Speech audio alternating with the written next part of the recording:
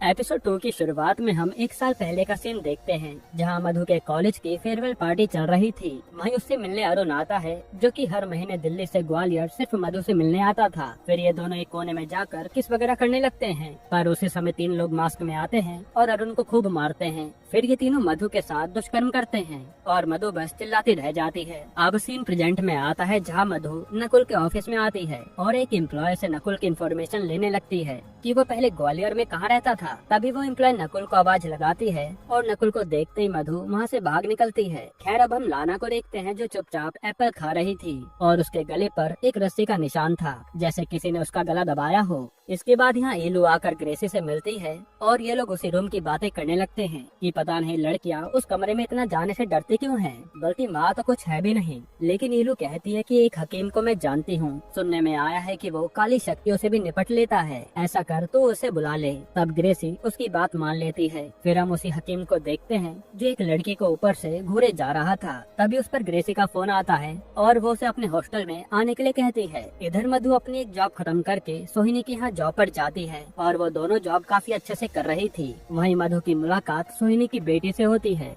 और ये दोनों दोस्त बन जाते हैं। खैर, फिर जब मधु सोहिनी का काम कर रही होती है तो बताती है कि मैम, मेरे हॉस्टल में कुछ लड़कियां हैं जिनकी फ्रेंड के रूम में अब मैं रहने लगी हूँ, पर उस रूम से लेकर पता नहीं उन्हें क्या इशू है, जो वो मुझे बार बार वहाँ से जाने के लिए कहती हैं। जिस पर सोहिनी कहती कि शायद ये उनका कोई ट्रॉमा होगा। इधर हकीम आकर ग्रेसी से मिलता है और ग्रेसी उसे वही रूम दिखाती है। जहाँ जाते ही हकीम कहता है कि यहाँ कुछ तो है जो मैं महसूस कर पा रहा हूँ। फिर वो उन चारों लड़कियों से कहता है कि आप इस हॉस्टल से चाहकर भी बाहर नहीं जा पाते ना, जिस पर वो कहती है हाँ। लेकिन ग्रेसी को उसकी बातों पर यकीन नहीं होता, इसलिए वो हकीम को यहाँ से जाने के लिए कहती है। पर हकीम जाते जाते कहता है कि मैं तो जा रहा हूँ, पर उस कमरे से जो कुछ भी चीज जुड़ी हुई है वो इन चारों लड़कियों को तबाह कर देगी और अब तो जो लड़की वहाँ रहने आई है वो भी नहीं बच पाएगी। लेकिन ग्रेसी को हकीम की बातों पर यकीन नहीं था।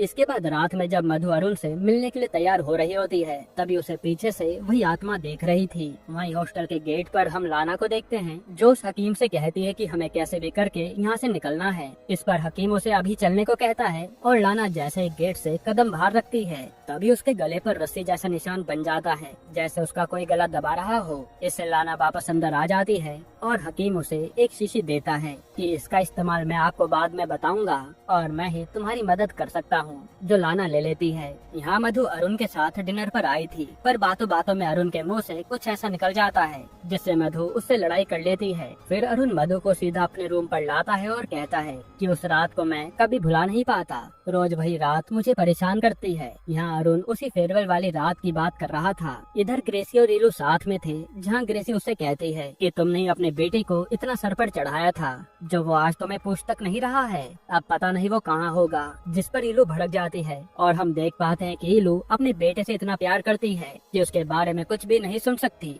तभी किचन में ग्रेसी कुछ चींटियों को लाइन से कहीं जाते हुए देखती है और उस जगह को खोलने पर उसे वहाँ एक बॉक्स और कांच की बर्नी मिलती है, जिसमें एक बिच्छू था। ये देख कर रीलू के होश उड़ जाते हैं कि ये मेरा बेटा कर क्या रहा था। इधर हकीम एक बच्चे के जरिए उसी लड़की को अपने पास बुलाता है, जिस पर वो 2 दिन से नजर रख रहा था, और उस लड़की के आते ही वो उस पर हमला कर देता है। यानी हकीम कुछ बहुत ही खतरनाक एक्सपेरिमेंट कर रहा है। इसके बाद हम मधु को देखते हैं, जो आज अपने ट्रॉमा के बारे में आकर सोहिनी को बताती है कि उस रात से मैं कभी चैन से नहीं सो पाती और मुझे स्लीपिंग पिल्स लेनी पड़ती है। साथ ही वो बताती है कि उन तीनों लड़कों में से एक तो मुझे जानता था, वो बार बार मेरा नाम ले रहा था, पर मेरे अंदर हिम्मत ही नहीं हुई कि मैं बाद में पुलिस को इसके बारे में बता सकूं, क्योंकि मेरी फैमिली बहुत ही स्ट्रिक्ट है। मेरे घर वाले मेरा घर से निकलना ही बंद करवा देते अगर वो ये बात जान जाते। फिर यहाँ सोहिनी से अपना मन हल्का करने के बाद मधु सीधा नकुल के घर जाती है, उससे मिलकर कुछ सवाल पूछने के लिए। यहीं पर एपिसोड 2 खत्म होता है।